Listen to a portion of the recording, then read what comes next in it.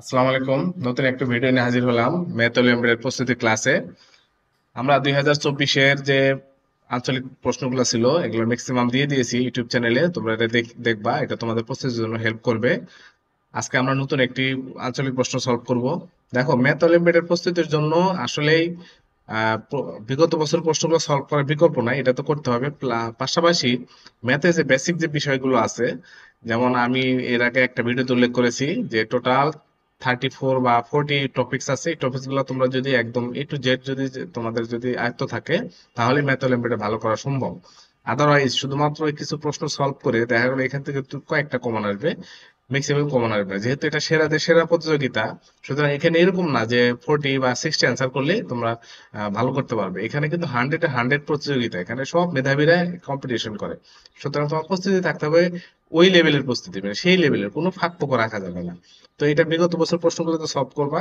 পাশাপাশি ম্যাথমেটিক্সের বেসিক যে 44টা টপিকস আছে, এই টপিকস গুলো ডিসকাস, মানে এটা পুরোপুরি অধ্যয়ন করবা। এটা নিয়ে আমার ভিডিও আছে, প্লাস এইটার ম্যাথমেটিক্স এবং জ্যামিতির যে টোটাল যে বেসিক বিষয়গুলো আছে, এটা আমার একটা বই আসতেছে, দুইটা বই আসতেছে, বেসিক গণিত এবং বেসিক জ্যামিতি।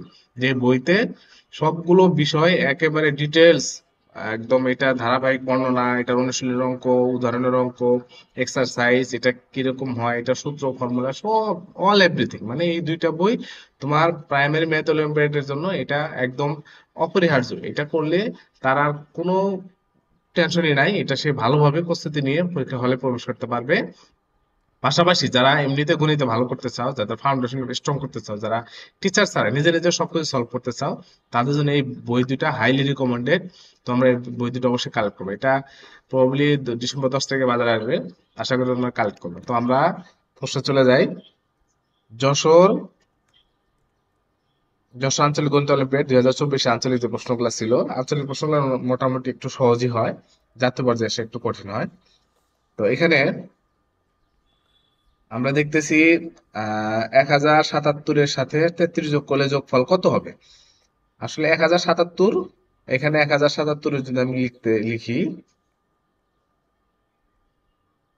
1077 যোগ 33, এটা যোগ করলে যা হবে তাই। 3700, 3700, 1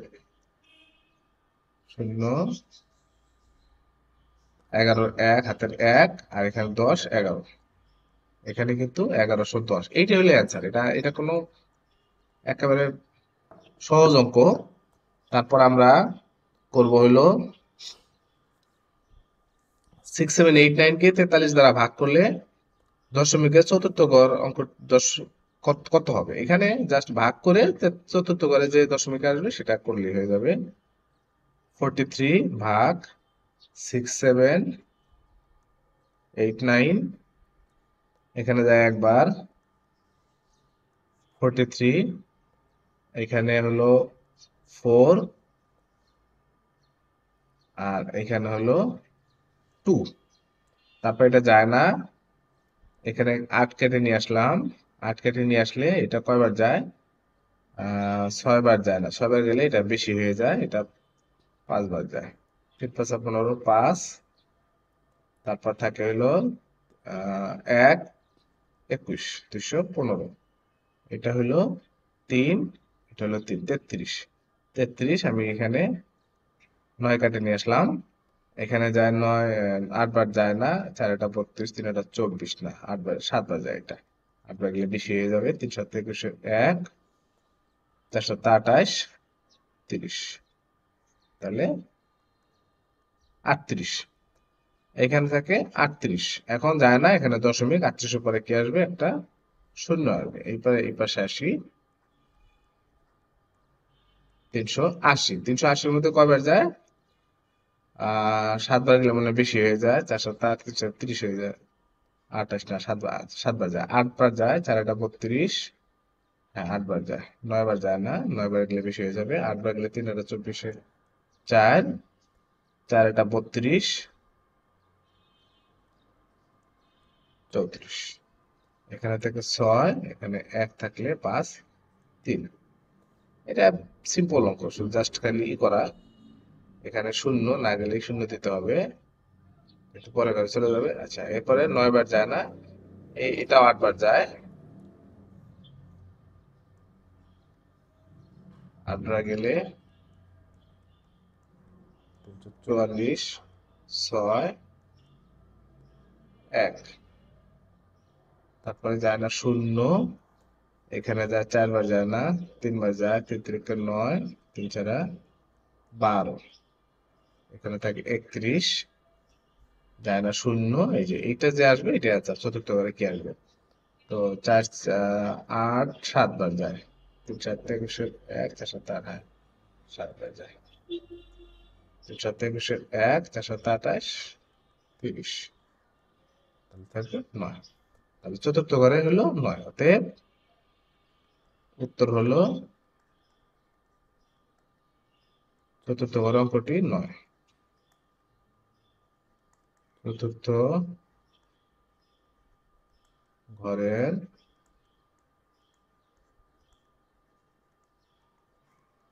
অঙ্কটি 9। আচ্ছা, আমরা নেক্সট যাব। আচ্ছা, এটা তো করলামই।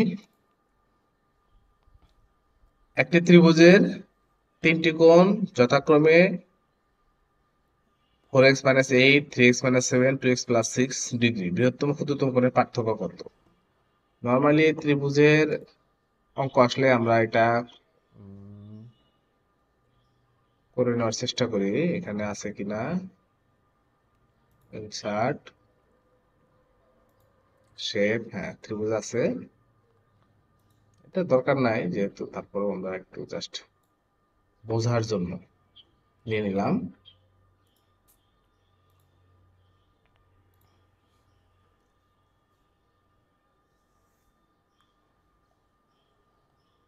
আমরা জানি ত্রিভুজের 3 কোণের সমষ্টি 2 সমকোণ 180 ডিগ্রি, এটা সবাই জানো তো নাকি? আচ্ছা, তো এখানে লিখতে পারি আমরা, আমরা জানি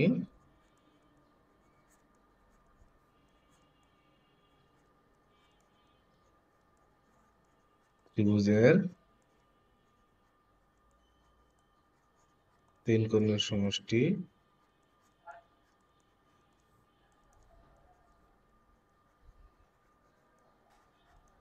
2 সমকোণ বা 80 ডিগ্রি। তাহলে কি হবে? তার প্রশ্ন মতে এখানে 3টা কোণ আছে, 4x - 8 plus 3x - 7 plus 2x + 6 equal to 80, মানে 3 কোণের সমষ্টি 180 ডিগ্রি। তো এখানে আমরা যোগ করে নেই 4x আর 3x 7x আর 2x 9x। 9x আর সংখ্যাগুলো যদি করি আমরা, -8 -7 -15 +6, তাহলে কি হবে? -9 ইকুয়াল টু 180, আর 9x ইকুয়াল টু 180 সাথে 9 যোগ করলে 189, x ইকুয়াল টু 189 ভাগ 9 সমান সমান 9 2 18 9 2 21। তাহলে এখানে অর্থাৎ কোণ তিনটি হবে,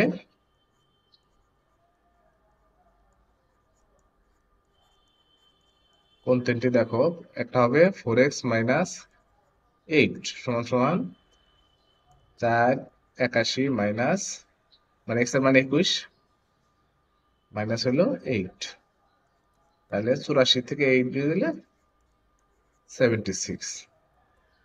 তারপরে 3x - 7, তাহলে 3 টু 21 - 7, তাহলে এখানে 63 56, 2x + 6, তাহলে এখানে 2 × 21 প্লাস 6, তাহলে এখানে হলো 42 48,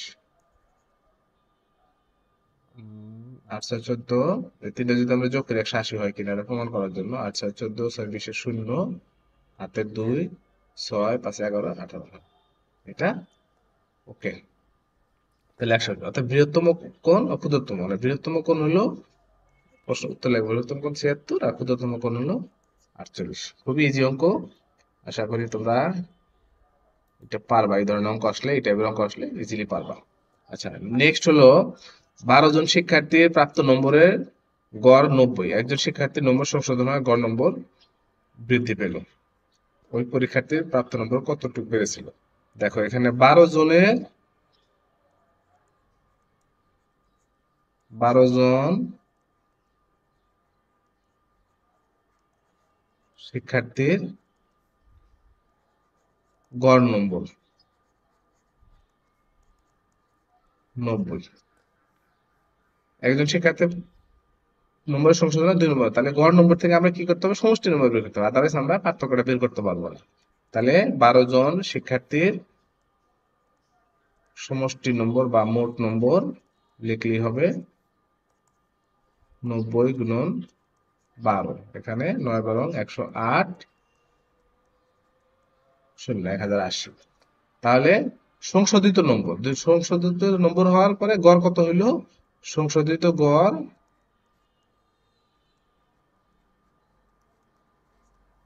সংশোধিত 90 প্লাস 2 ইকুয়াল টু 92। তাহলে সংশোধনের পর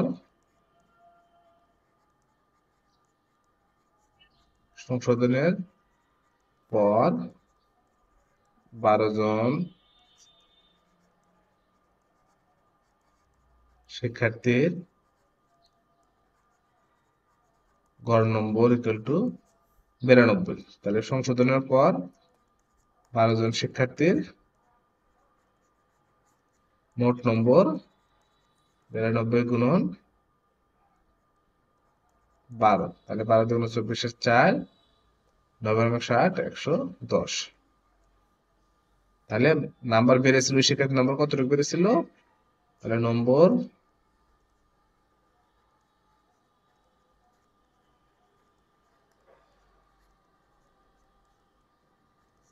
বেড়েছিল 1104 মাইনাস 1, তাহলে এটা হবে 4 2 24 নম্বর। তো 24 নম্বর। খুবই ইজি অঙ্ক, গড়গুলো যদি ভালো করে বুঝতে পারো তো এটা খুবই ভালো করে পারবা। আমার যে বই আছে এই বইয়ের গড় নিয়ে একদম ডিটেলস অনেক ধারাবাহিক অনেকগুলো জিনিস আছে, অনেকগুলো অঙ্ক আছে, এটা তোমাদের জন্য দারুণ হেল্প করবে। একটি পরিবারের 8 জন সদস্যের 9 দিনে 6 কেজি চালের ভাত রান্না হয়, ওই বাড়িতে 4 জন অতিথি 15 দিন থাকে, তাহলে 15 দিনের জন্য মোট কত কেজি চালের প্রয়োজন হবে? তাহলে এখানে অলরেডি একটা ডাটা দেওয়া আছে যে 8 জন সদস্যের 9 দিনে 6 কেজি চাল লাগে। এই জিনিসটাই যদি আমরা 8 জন সদস্যের 9 দিনে 6 কেজি চালের ভাত রান্না হয়, তাহলে 4 জন 15 দিনে কয় কেজি লাগে? জাস্ট ঐকিক নিয়ম আর কি। তাহলে আমরা এইভাবে লিখতে পারি 8 জনের 9 দিনে লাগে সমান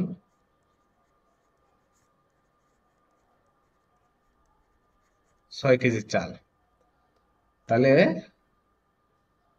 একজনের একদিনে, এখানে একটা লিখে দেই, একদিনে লাগে, তাহলে একজনের যখন লাগে তখন কিন্তু কমই লাগবে। আচ্ছা, কম যখন লাগবে তখন এটা নিশ্চয় আসবে। আর 9 দিনে যে যা লাগে একদিনে আরো কমই লাগবে, এটা হবে এত কেজি চাল। এখানে আছে 4 জনের 15 দিনের, তাহলে 4 জনের 15 দিনে লাগে, তাহলে এটা আবার বেড়ে যাবে এক থেকে, যখন একজনের যা লাগে 4 জনের আরো বেশি লাগে, একদিনে যা লাগে 15 দিনে আরো বেশি লাগে, তার মানে এটা উপরে চলে যাবে। এগুলো ঐকিক নিয়ম, ভেরি বেসিক ঐকিক নিয়ম এগুলো। হ্যাঁ, 8 গুণন 9। এখন আমরা যদি কাটাকাটি করি, 4 2 2 3 3 3 9 3 5 15 সমান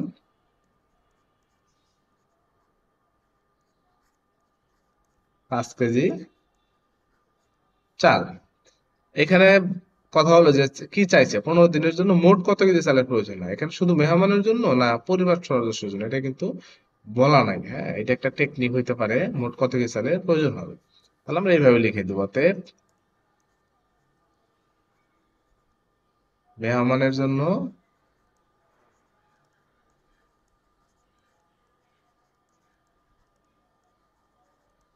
প্রয়োজন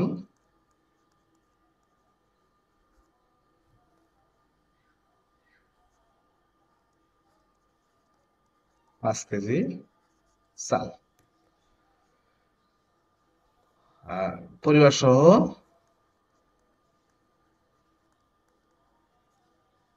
মেহমানের জন্য লাগে, তাহলে পরিবার লাগছে 6 কেজি আর মেহমানের জন্য 5 কেজি সমান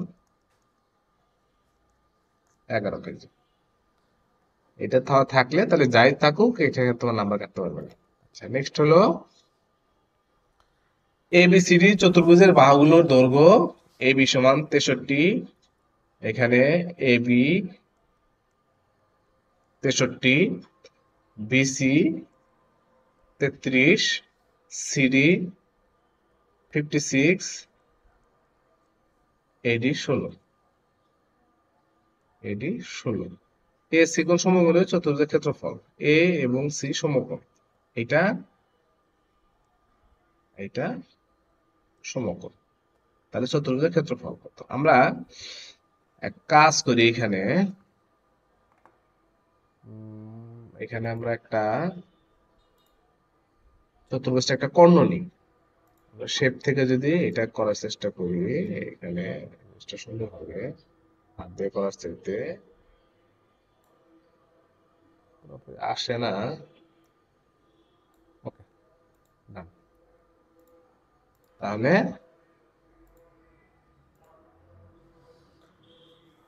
আমরা যে কর্ণ নেই, এটা কর্ণ কি জন্য নিলাম? এই চতুর্ভুজটাকে দুইটা ত্রিভুজে ভাগ করে ফেললাম। এটা একটা ত্রিভুজ, এটা একটা ত্রিভুজ। হ্যাঁ, এখন আমরা এই ত্রিভুজটা যদি কল্পনা করি, এই ত্রিভুজ যদি কল্পনা করি ডি এ বি ত্রিভুজ। হ্যাঁ, আমরা এখানে অঙ্কটা এইভাবে লিখতে পারি, ডিবি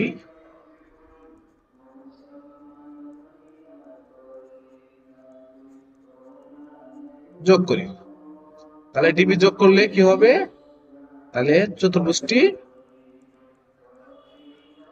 এবিসিডি চতুর্ভুজটি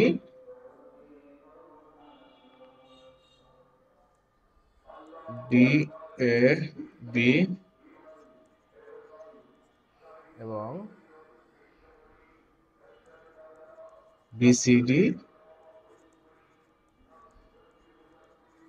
ত্রিভুজে ভাগ হয়ে যায়। তাহলে আমরা যদি এখন এই পুরো চতুর্ভুজের ক্ষেত্রফল মানে কি? দুইটা ত্রিভুজের ক্ষেত্রফল, দুইটা ত্রিভুজের ক্ষেত্রফল যোগফলই কিন্তু পুরো চতুর্ভুজের ক্ষেত্রফল।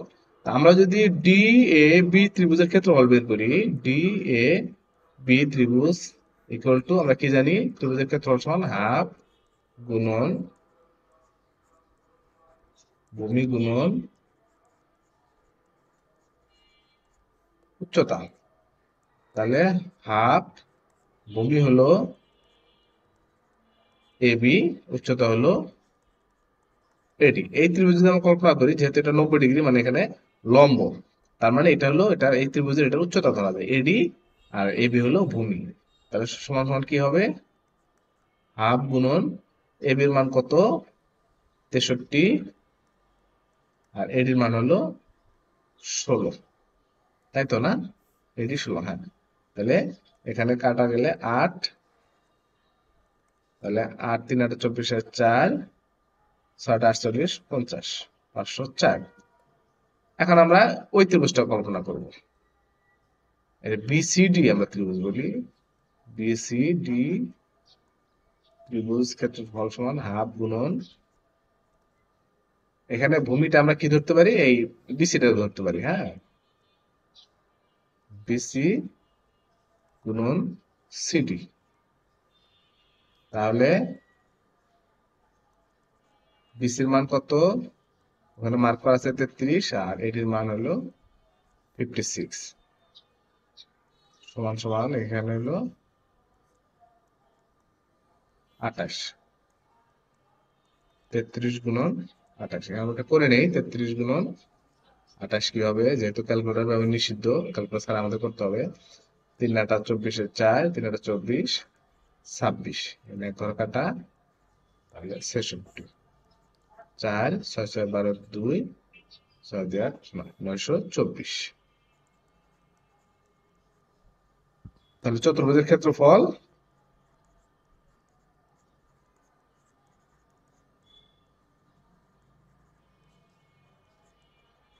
দুটো যোগ করলে হবে 504 যোগ 924, এখানে হবে 9 5 14, 1424 আছে 28, 1428। এটা হলো এটার অ্যান্সার। আশা করি তোমরা বুঝতে পেরেছো। ইমনের কাছে কিছু টাইলস আছে যাদের দৈর্ঘ্য ও প্রস্থ 2 এবং 3 একক। শুধুমাত্র ওই টাইলস গুলো ব্যবহার করে একটি বর্গ বানাতে চায়। সে বানাতে পারবে এমন ক্ষুদ্রতম বর্গের ক্ষেত্রফল কত বর্গ একক? 2 এবং 3 বর্গ একক। আমরা একটু আঁকি বর্গ 2 এবং 3 ধরে নিলাম, এটা ধরে নিলাম। এই টাইপের তার কাছে টাইলস আছে, সে একটা বর্গ বানাতে চায়। কয়টা বানাতে পারবে? এখন এখানে 2 আর 3 এর লসাগু হলো 6, মানে 2 আর 3 এর লসাগু, তার মানে আমরা দৈর্ঘ্য 6 নিতে পারবো, প্রস্থেও 6 নিতে পারবো। তা দৈর্ঘ্য যদি 6 নিতে যাই, সেই ক্ষেত্রে কি লাগবে? এখানে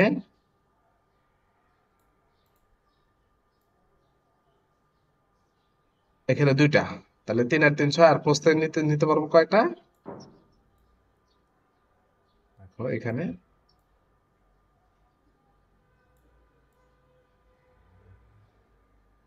এখানে একটা জিনিস খেয়াল করো, এটা যদি দৈর্ঘ্য 3 হয়, হ্যাঁ, আমি ড্র করে বোঝাচ্ছি। এখানে এটা যদি দৈর্ঘ্য, এটা যদি 3 হয়, হ্যাঁ, এখানে 3 হয়, তাহলে টোটাল হলো 6। আর এটা যদি 2 হয়, 2 হয়, এটা যদি একটু এরাসিনে দেই, 2 হয়, এটা যদি 2 হয়, আর এটা যদি 2 হয়, তাহলে টোটাল হলো 6। তার মানে টোটাল টাইলস লাগছে কয়টা? একটা, দুইটা, তিনটা, চারটা, পাঁচটা, 6টা। তা আমরা এটা এখানে এইভাবে করতে পারি, 2 এবং 3-এর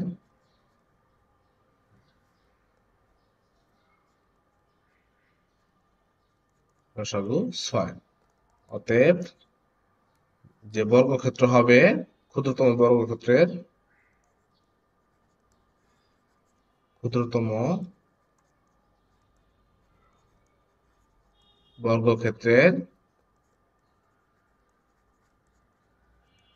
ক্ষেত্রফল হবে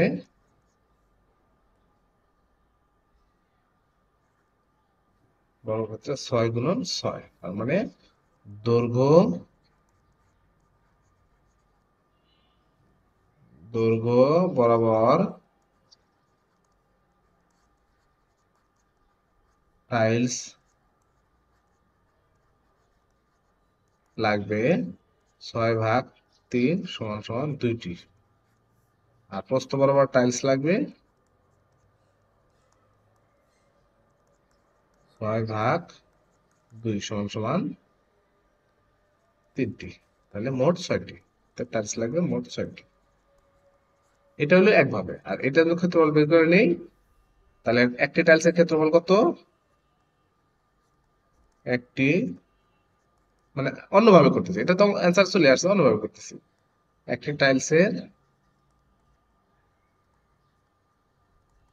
ক্ষেত্রফল সমান সমান 3 গুণন 2 সমান সমান 6 একক। তাহলে যেহেতু মোট বর্গ 36, তাহলে মোট টাইলস লাগে, তো মোট টাইলস লাগবে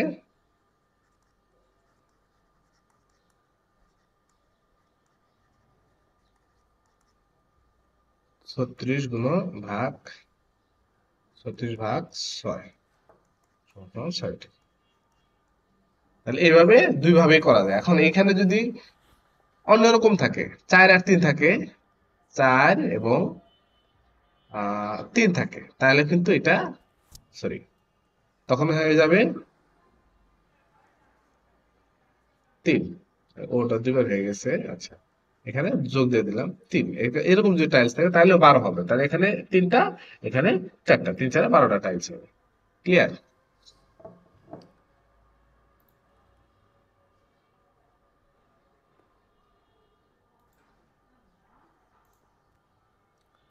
নেক্সট অঙ্ক। সামিরা বর্ণমালা এবং সংখ্যা ব্যবহার করে কিছু মজার কিছু করতে যাচ্ছিল, তাই সমস্ত ইংরেজি বর্ণমালার জন্য 1 থেকে 26 পর্যন্ত সংখ্যা নির্ধারণ করেছে। এভাবে এ বি, এ সমান 1, বি সমান 2, জেড সমান 6, তার মানে বর্ণক্রমানুসারের মান এ 1 হলে জেড 26। এরপর তার নামকে সামিরা সংখ্যা রূপান্তরিত করে, রূপান্তরিত সংখ্যার অঙ্কগুলো ব্যবহার করে সে 7 অঙ্কের একটি প্যালিন্ড্রোমিক সংখ্যা তৈরি করে। প্যালিন্ড্রোম সংখ্যাটির সর্বনিম্ন মান কত?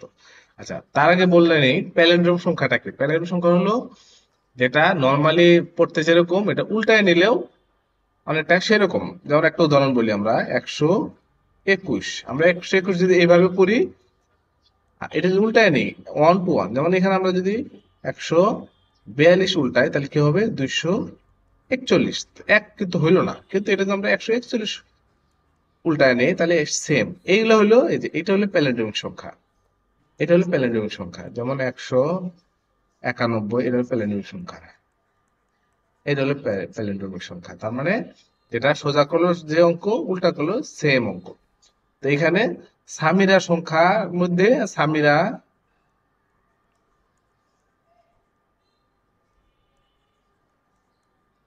সামিরা এখানে কয় অঙ্ক বিশিষ্ট সংখ্যা বের করতে বলছে? 7 অঙ্কের প্যালিন্ড্রোমিক। তাহলে এখানে অঙ্ক কটা আছে? 1 2 3 4 5 6, 6টা অঙ্ক আছে এখানে। 1 2 3 4 5 6টা অঙ্ক আছে, কিন্তু এখানে 7 অঙ্কের প্যালিন্ড্রোমিক সংখ্যা বের করতে হবে, যেখানে সামিরার মান দিল। দেখেন এস সমান কত? এস এর মান হলো, এস এর মান হলো, আমরা একটা হিসাব করি, A B C D E F G H I J K L M N O P Q R S, তার মানে 19। এস হলো 19,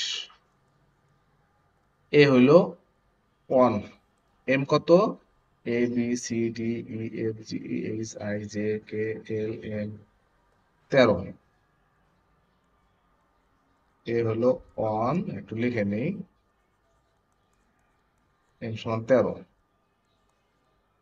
এম সমান 13, I, A B C D E F G H I, I সমান 9, এখানে লিখে নেই, I equal to 9, আর equal to, আর মানে এস এর আগেরটাই, তার মানে 18, আর এ সমান 1, এটা লেখা আছে। তার মানে আমরা যে সংখ্যাটা পাইলাম, এখানে অঙ্কগুলো পাইলাম এটা। এখন প্যালিন্ড্রোমিক সংখ্যা এটা কি বলছে? প্যালিন্ড্রোমিক সংখ্যা সর্বনিম্ন মান কত? একটি সংখ্যা যতবার ইচ্ছা ততবার ব্যবহার করতে পারবো। তার মানে আমরা যদি এখানে আহ 1 1 ব্যবহার করি, মানে আমি ধরে নিলাম যে 7টা সংখ্যা তো, 7টা সংখ্যা আমরা